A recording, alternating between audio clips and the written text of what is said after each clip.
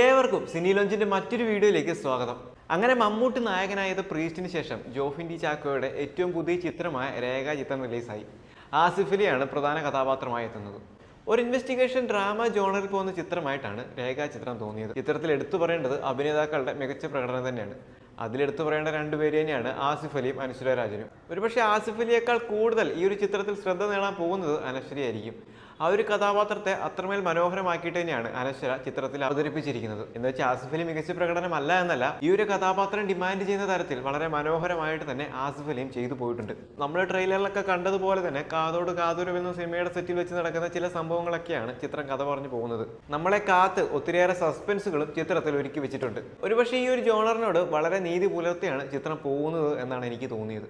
ഒരുപക്ഷെ ഭയങ്കര എൻഗേജിംഗ് ആയിട്ടുള്ള ഒരു ത്രില്ലറും ഭയങ്കര ട്വിസ്റ്റും ബാക്കി കാര്യങ്ങളൊക്കെ ഉള്ള ഒരു ത്രില്ലർ പ്രതീക്ഷിച്ച് പോകാതെ നല്ലൊരു ഇൻവെസ്റ്റിഗേഷൻ ഡ്രാമ, ഒരു ഇൻവെസ്റ്റിഗേഷൻ മൂവി നമ്മൾ പ്രതീക്ഷിച്ച് പോവുകയാണെങ്കിൽ, അതായത് അമിത പ്രതീക്ഷയുടെ ഭാരം ഒന്ന് മാറ്റിവെച്ച് ഈ ഒരു സിനിമയെ സമീപിക്കുകയാണെങ്കിൽ നല്ലൊരു എക്സ്പീരിയൻസ് തന്നെ സിനിമ നിങ്ങൾക്ക് സമ്മാനിക്കും.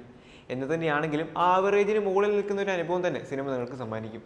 ചിത്രത്തിൽ എടുത്തു പറയേണ്ട മറ്റൊന്ന് ചിത്രത്തിന്റെ ഛായാഗ്രഹണം തന്നെയാണ്.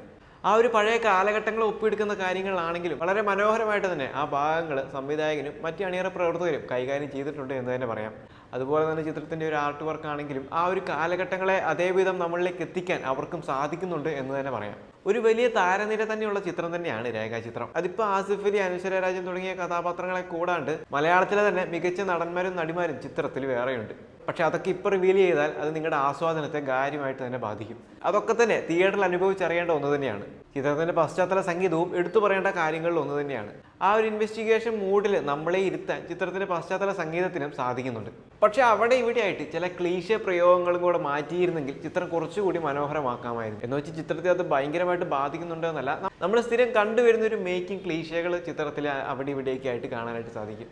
ഈ ഒരു അപ്രോച്ചിൽ അതും കൂടെ മാറ്റിയിരുന്നെങ്കിൽ ചിത്രം കുറച്ചുകൂടെ മനോഹരമാക്കാമായിരുന്നു എന്ന് തോന്നി. എന്നിരുന്നാലും അവിടെ ഇവിടെയൊക്കെ ആയിട്ട് കല്ലുകടി ഉണ്ടാക്കുന്ന ചില സീനുകളും ബാക്കി കാര്യങ്ങളൊക്കെ സിനിമയിലുണ്ടെങ്കിലും അതൊന്നും സിനിമയുടെ മൊത്തത്തിലുള്ള ആസ്വാദനത്തെ ബാധിക്കുന്നില്ല എന്നതാണ് പ്രധാന കാര്യം. വളരെ എൻഗേജിംഗ് ആയിട്ട് തന്നെയാണ് ചിത്രം പോകുന്നത്. അത് ചിത്രം തുടങ്ങുമ്പോൾ മുതൽ അവസാനിക്കുന്നതും വരെ ആ ഒരു എൻഗേജിങ് നമ്മളിലേക്ക് എത്തിക്കാനായിട്ട് സംവിധായകന് സാധിക്കുന്നുണ്ട്. ഫസ്റ്റ് ഹാഫിൽ എന്താണ് കഥ എന്ന് നമ്മളെ അറിയിക്കുന്നിടത്ത് ചെറിയ ലാഗ് നമുക്ക് ഫീൽ ചെയ്യാൻ സാധ്യതയുണ്ടെങ്കിലും സെക്കൻഡ് ഹാഫിലേക്ക് കടക്കുമ്പോൾ നമ്മൾ വീണ്ടും ആ ഒരു പഴയ ട്രാക്കിലേക്ക് തന്നെ കയറി ആ ഒരു ഇൻവെസ്റ്റിഗേഷൻ മൂഡിൽ, ആ ഒരു ത്രില്ലർ മൂഡിൽ തന്നെ നമ്മൾ എൻഡിങ് വരെ കൊണ്ടുപോകാൻ സംവിധായകന് സാധിക്കുന്നുണ്ട്. അപ്പോൾ ഈ ഒരു സിനിമ കണ്ടവരാണെങ്കിൽ നിങ്ങളുടെ അഭിപ്രായം കൂടെ പങ്കുവയ്ക്കുക.